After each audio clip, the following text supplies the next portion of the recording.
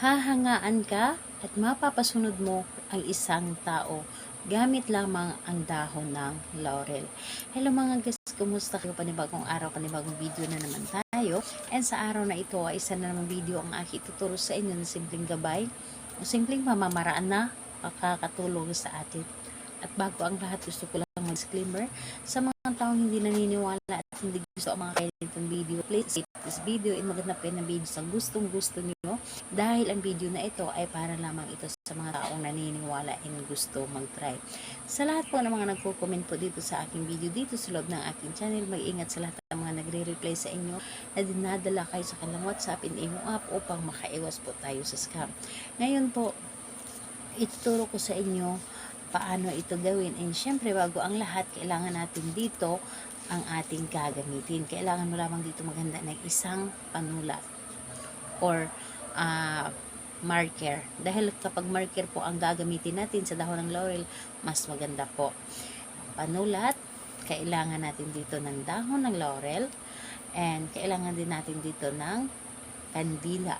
So sa kandila po, hindi kailangan pink at hindi kailangan na bago. Sa kandila po, kailangan natin dito kahit na gamit na or kahit na kulay pula or di kaya kulay puti na kandila. Huwag lang yung itim. So, ayun po, yun lamang ang ating gagamitin sa paggawa ng ritual na ito.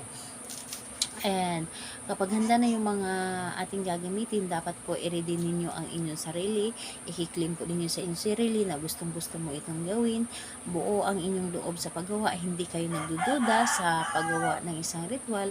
And ayun po, positive kang tao na para bang hinihila ka na gawin mo ito para sa kanya. So ayun po, kapag ready ka na, pwede mo na itong simulan. So ang gagawin mo lamang dito una, dito sa kandila, isindihan mo lamang ito. Sindihan mo at ilagay mo lamang sa inyong harapan. And pagkatapos mo sindihan ang kandila, dito sa dahon ng laurel, isulat po ninyo ng isang bises yung pangalan ni target. Isulat po ninyo at humiling kayo gamit ang dahon ng laurel. Hilingin po ninyo sa pamamagitan nito, tulungan mo ako na ang taong gagawan ko nito, ako ay kanyang hahangaan, ako ay lagi niyang susundin o maging masunurin siya sa akin. Ano man ang sasabihin ko, ito ay kanyang papakinggan at ako lamang ang mamahalin niya habang buhay. Hilingin niyo lamang dito sa dahon ng laurel dahil ang dahon ng laurel isa ito sa mga blockbuster na tinutupad ang ating mga kahilingan and tinutupad niya na hindi nagdadalawang isip.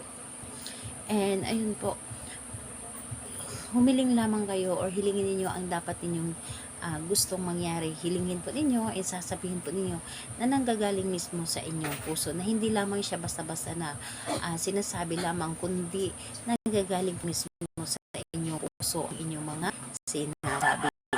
So, ayun po, gawin ito sa araw ng Tuesday and Friday. Dahil yun po ang pinakadabis na araw na gagawa tayo ng ritual. And yun po ang pinaka-effective and epektibo din po, lalo na kapag nakikita ninyo na meron pong sinag ng buwan or malaki ang buwan o di kaya full moon. So, ayun po.